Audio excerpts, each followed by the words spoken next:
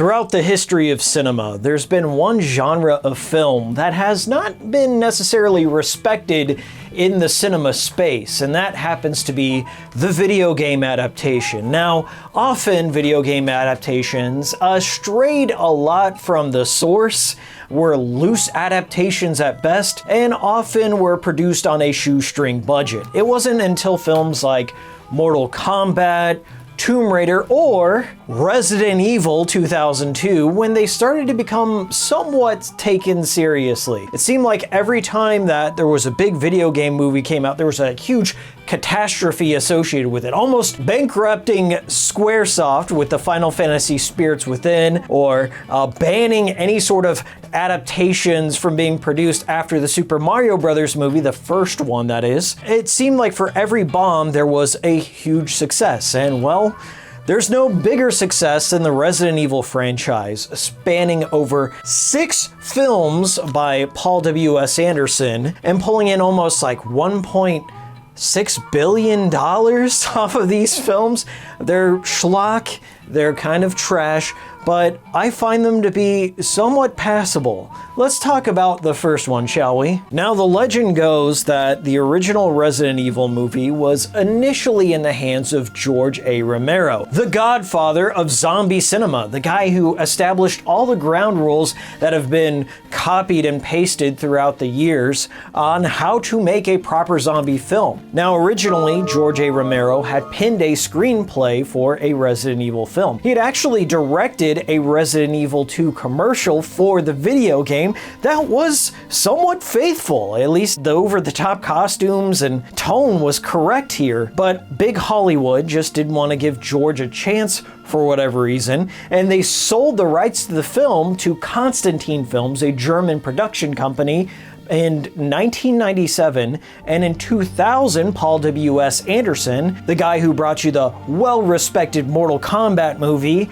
and some sci-fi epics like Event Horizon, had picked up the rights to write and direct the Resident Evil film. Paul W.S. Anderson was a fan of the game like most British people were at the time, and he had played through them and thought, I can adapt this. I know the tone, I know what needs to be done. There's no better director than me. Our leading actress had also heard through the grapevine that Paul W.S. Anderson was directing it, and she knew she had to be the lead role. Looking at the authoritative source of Electronic Gaming Monthly from April of 2002, there is a feature about the Resident Evil movie in here, and one passage in particular stuck out to me. Jojovich actively pursued the role after being sucked into the games. I would play the game for 5 hours every day with my brother, and I thought it was so terrific that I wanted to produce a movie version through my own production company. I soon found out the film rights had already been snapped up and that Paul Anderson was directing, so I met with Paul and said, look, I love the game and you won't find anyone better. Luckily, I convinced him to let me read for the Alice part, and I worked hard to make sure he wouldn't even consider anyone else. And he didn't. I remember screaming, yes, they got it right. And I know the game fans are just going to love it. Now, the original idea for the Resident Evil film was a film called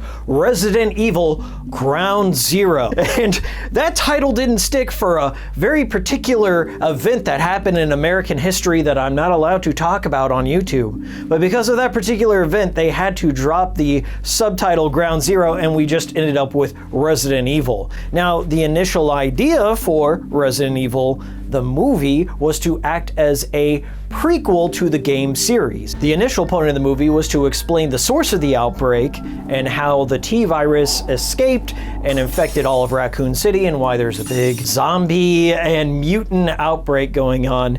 And it does lead up to that. Like, if you were to incorporate the first Resident Evil film, it could potentially fit into the canon without altering too much. Paul W.S. Anderson wanted to make the film a distinct entity that could fit into the canon, but also not include any series fan favorite characters like Chris Redfield or Jill Valentine, because he thought that the audiences would come in with preconceptions that these characters have plot armor, they're not going to die, therefore there would be no suspense. And that was a smart idea, and I kind of wish he would have stuck with that and just had like a separate canon for the film film series that could kind of go parallel with the games, but from the second film onwards, he just goes completely off the rails, does what he wants, throws in whatever character that he feels the fans would enjoy, just kind of ignores the canon from there. But there are some confusing elements later on from the movies that later appear in the game, so I'm still chronologically confused here. Now I know this series is kind of considered to be trash in terms of lore,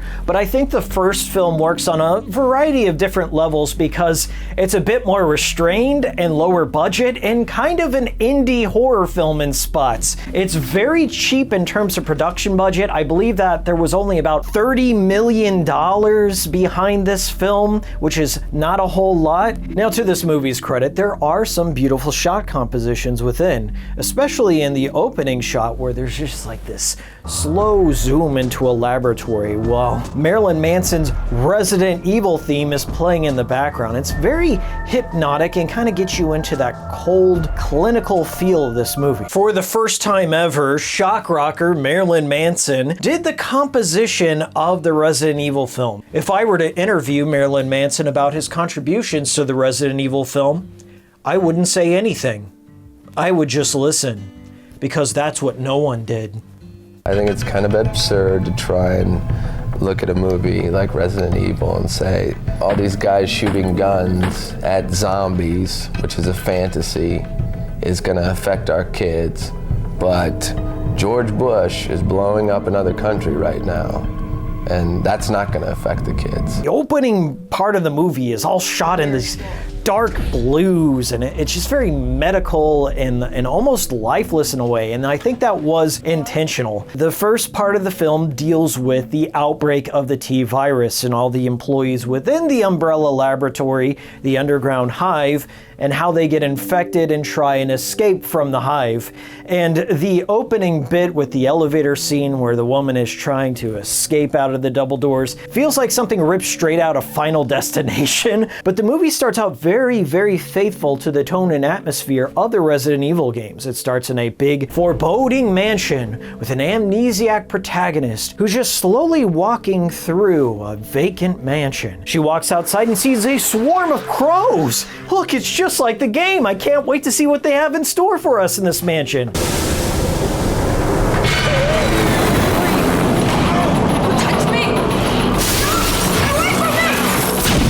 Oh, and then a whole SWAT team of Umbrella soldiers just crash through the window, and then the movie no longer takes place in the mansion. They go down a big, mysterious elevator and end up in a place called the Hive, which is an underground laboratory. Now, yes, that is accurate to Resident Evil games. In almost every one of the games, you find some subterranean lab and then learn a little bit more about the T virus and all the creatures it creates. Michelle Rodriguez is the only other notable actress in this film. She plays Michelle Rodriguez, just a badass with a gun, and she plays that part well. That's why they keep hiring her for those roles, and I absolutely love her in this because she had a lot of fun and she was an actual fan of the games. She had beaten the games, and I believe she had played through the games because I listened to the cast commentary, and she was just right on the mark on what this movie needed more of. More of that beautiful mansion and slow, quiet, atmospheric Resident Evil stuff. I think what attracts me most about the game is the fact that once you get into it, it's just like being in a Hitchcock film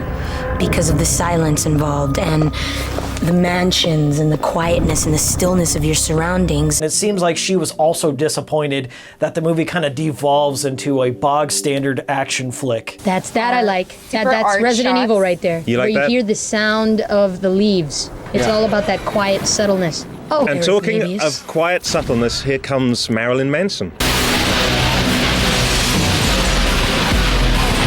The Umbrella Corps' mission here is to escort Alice and these other tag-alongs down the Hive, clean up all the mess of the initial outbreak here, and find the antidote to the T-virus and escape before the rogue AI of the Red Queen eliminates everyone as part of her protocol. You're all going to die down here. It's a very basic plot. There's absolutely no fat here. It just moves from one door to the next, to the next, to the next. next, and in 90 minutes you're out. It's a very fast-paced yet effective action movie. And if you go in and expecting any sort of the dread or fear of the games, well, you're not gonna get that here.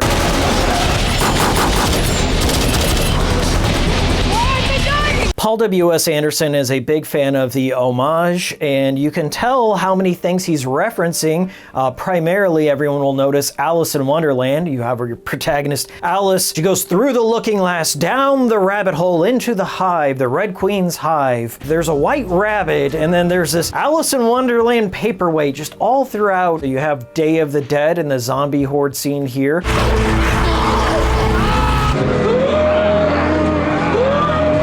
Or the newspaper flung in Raccoon City, also referencing Day of the Dead. Of course, he has the zombies themselves and how they move and all the rule set based around George and Tom Savini's work. If you've seen any George A. Romero film or any zombie film from the past 40 years, it beat by beat plays out all the same tropes you would come to expect. A cast member gets bitten and slowly turns, and there's a dramatic, emotional moment where a protagonist has to make a choice whether to kill them or whether to let them ride it out, as it were. I'm not dead yet. I'm not a huge fan of how the zombies look here. It seems like they decayed in just a matter of 3 hours since the outbreak started. How do you kill them? Severing the top of the spinal column or massive trauma to the brain are the most effective methods. The Survival Command Center at the Pentagon has disclosed that a ghoul can be killed by a shot in the head or a heavy blow to the skull. I just don't know how to describe the character of Alice because she shapeshifts all throughout the entire film series. Like in this one, she starts off as an amnesiac protagonist, kind of lost in the world of Resident Evil, getting kidnapped by the Umbrella Corps, going down into the Hive, just looking at all these weird things happening. And then boom, she has a flashback, and all of a sudden she unlocks these super kung fu powers, like an MK Ultra patient, and just goes into an immediate action movie heroine, doing flying sidekicks on zombie dogs. I guess she's some sort of security expert, and the reason I know this is because at the end of the film, she unlocks a card reader with one of these big needles that she pulls out of her head. She is a master of unlocking, and I guess that's a callback to Jill Valentine. Here's a lockpick. It might be handy if you, the master of unlocking, take it with you. Thanks. Maybe I'll need it. Perhaps the most iconic moment from this film is the laser security room, which has all these halogen lights all around the perimeter, kind of like a cube, which Paul W.S. Anderson admitted that he was paying homage to. I'm just paying homage to Cube. Got it.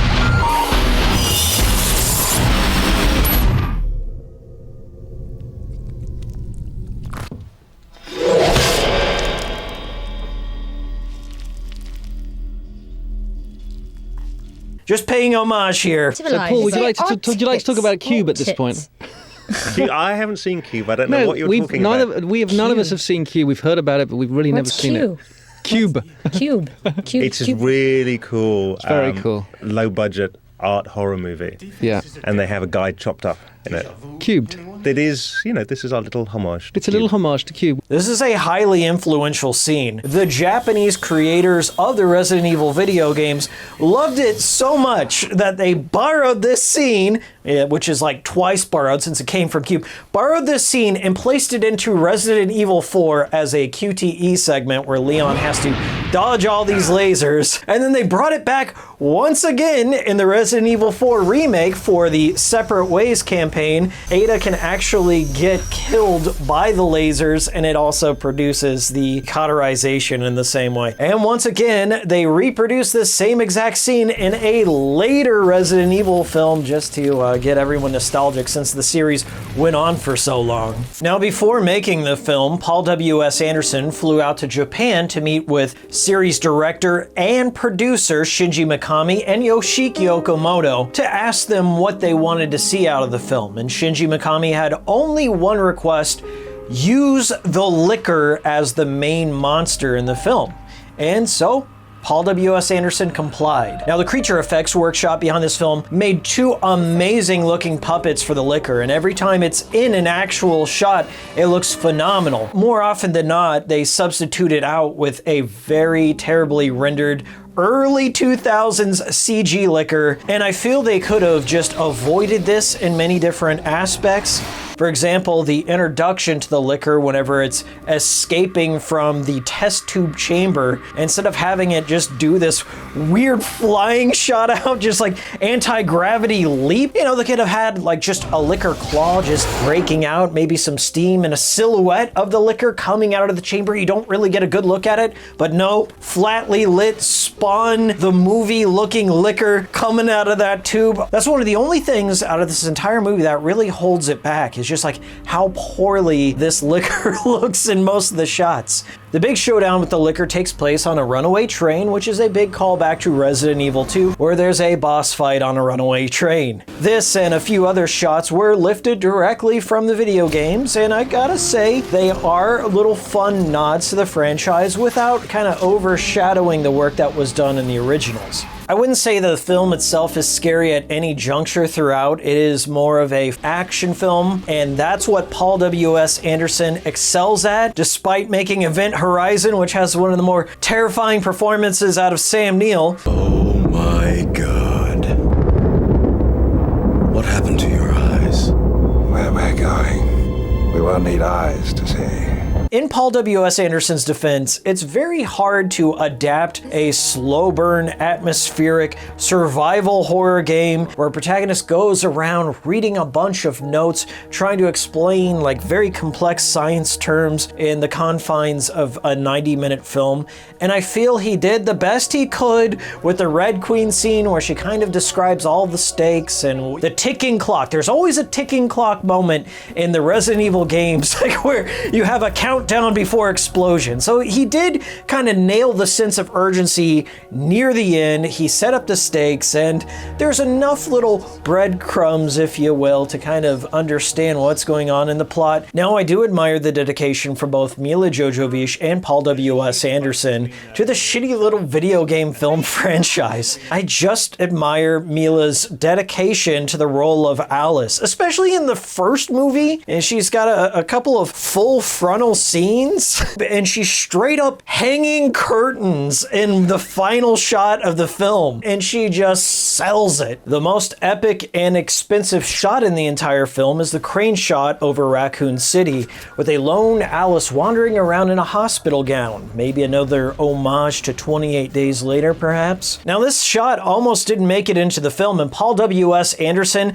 had to convince the producers that a cheaper ending, the one that they wanted to shoot, was going to be much worse off. So he did shoot an alternate ending for this film where Alice breaks into the Umbrella Corporation in a Matrix-looking leather jacket and slick back hair with a big old gun, looking for Matt, trying to break him out of the Nemesis program. And it looked so terrible that he convinced the producers to give him an extra $5 million just so he could make that crane shot over Raccoon City. And I think we're all glad he did, because that's one of the best looking shots in all of the Resident Evil films. The original Resident Evil films may go down in the annals of video game adaptation history as a bunch of schlocky garbage, but I kind of like the directions they went in terms of being just action films and not really giving a shit about the source material. I think the more you try and adapt Resident Evil, the further you get away from actually capturing what it's truly about. And I think Paul W.S. Anderson and the cast kind of understood that as they were making this film. It's almost unadaptable in terms of a movie. I feel it would have done better as a TV series, but no, not that one. That one was not on the mark whatsoever. Thinking about the way I was, that the heartbreak changed me. I do remember back in high school that I was so obsessed with this film that I decided to buy it on the most optimal media format at the time, UMD video for the Sony PSP. That's right. I watched this film like 5 times during a study hall on UMD format with my headphones, and I couldn't get enough. I just thought it was so cool, and I wanted to know more. I thought it had so much potential, especially near the end, and oh boy, did it go some places after there. Anyways, I've been Hikiko. If you enjoy video game movie discussion, then, leave a like down below, leave a comment, tell me if you want to see more, and we'll just see how it goes. Consider subscribing, and I'll leave you with this. And there's clearly something in the music that was driving the dog completely insane. I figured it was one of the high frequency noises that he kept threatening to put in the movie to like fuck everyone up. There are similar things that can be done to human beings as well. And if it gives them, some sort of intestinal problems, that could be my fault as well.